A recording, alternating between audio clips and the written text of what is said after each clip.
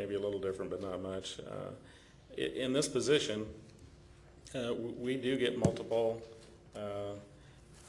or different types of advice on the same subject by different attorneys or different professionals in their field, and ultimately we have to make the decision. And sometimes we're getting advice to go left, and the next guy saying you need to go right, and but ultimately that's what we were elected to do, was to make the decision, and ultimately somebody's got to make the decision, and so we do make the decision. And I have never seen it be reckless by any shape or way or form. I don't think anybody, if anybody I'm sure comes to our meetings, they probably get bored due to all the questions that we're asking all these attorneys and all these professionals. And we're doing that to hopefully formulate the best decisions for the citizens of Grants Pass.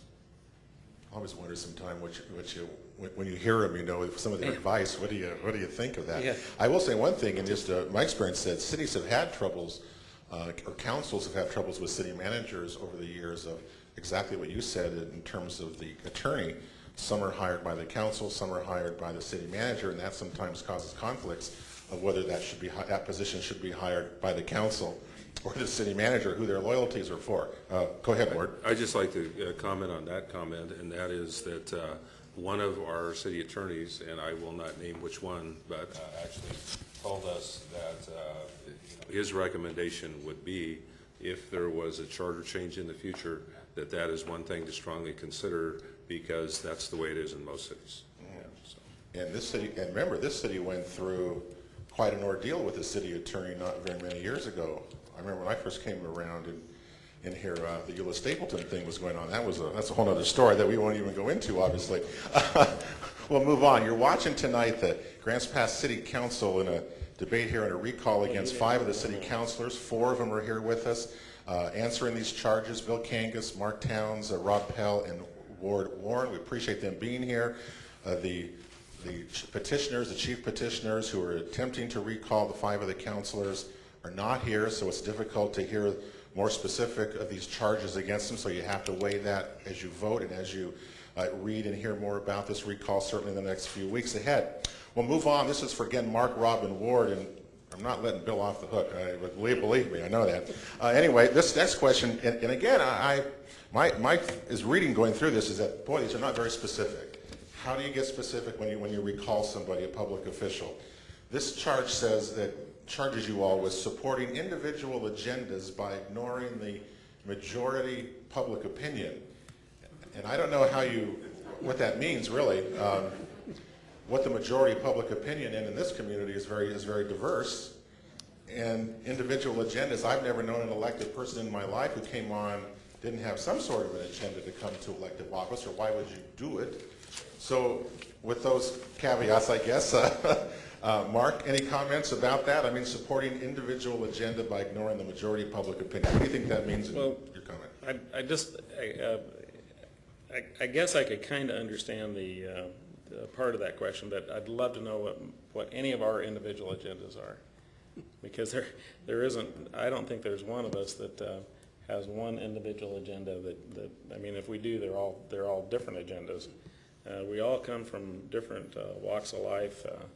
We're just citizens, just like you are. We're working to try and do the best job we can for the city of Grants Pass, and none of us come from any kind of special interest group at all. And maybe that is the problem. I'm not a conspiracist type guy, but maybe that is the problem. But I don't get a lot of the charges, but as far as having an individual agenda, that truly does not make any sense, especially with the 4. Actually, I could almost say that for every council member. There's very few of them that I think have any other agenda other than the betterment of Grants Pass, even though we disagree sometimes. Rob?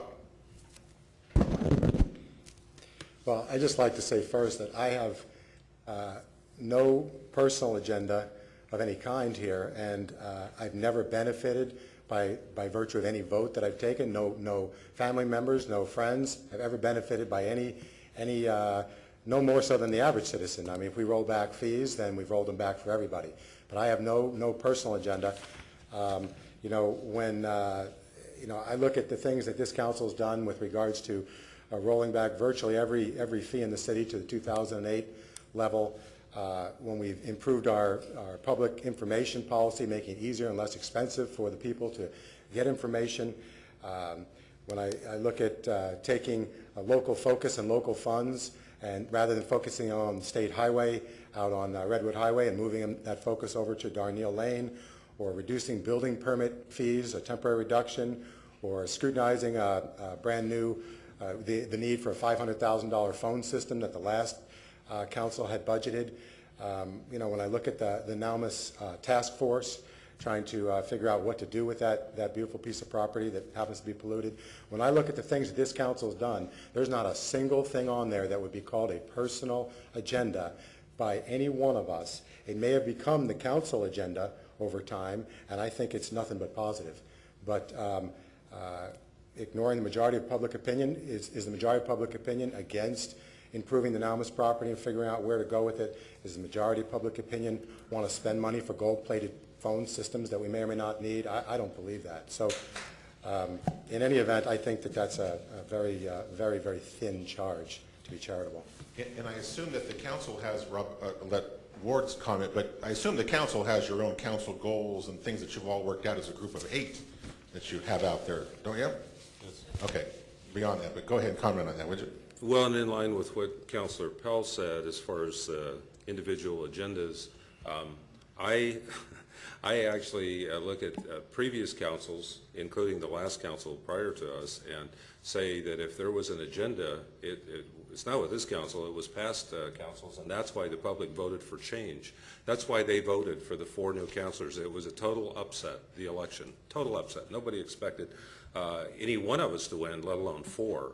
And the city surveys for many years in a row had said the growth is poorly planned, it's rampant, it's uncontrolled, and so we had a city council that really, in a lot of people's opinion, felt it was a totally development-oriented council, and we had councilors on that council, the majority of which, many of which were in associated businesses that would profit from being on the council.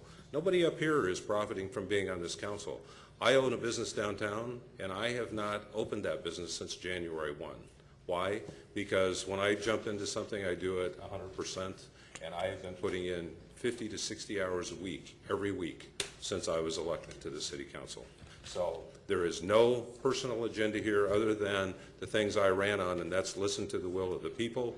The public voted for change, and I think we have given them change that is good. So. All right, we've got just a few more questions left, so if you do want to fill out a comment and read your question, we'll do that here in just a couple of minutes. I want Mark to answer this question because you're in the petition. This is for you, and this was the oddest one that I thought, and I'll read it, and then I'd like your comment on it. You alluded to it earlier, but the charge is threatening public safety by not supporting the predominant public position on levy funding. When I first read that, I thought, well, that seems really odd to me because you as a citizen have the right to oppose or support any levy that you want. And my first reaction was is that a recallable offense? Would you share that? I don't know what that is trying to get to, but threatening public safety by not supporting that position even though it passed. That's not a recallable offense to me, but comment on that. And I'm not going to comment on the recallability of any of these. I think people, I trust the people to figure it out on their own. As everybody knows, and as I stated earlier, of the first, maybe the second open meeting that we had, or open for the voters when we were all running open campaign meeting that we had. I sat right here. I was probably the only one up here out of all the candidates who announced that I supported public safety, but I did not support the amount of the safety levy. I felt it should have been reduced, at least in these economic times, should have been held at the last year or the last 3 years level, and that I felt there was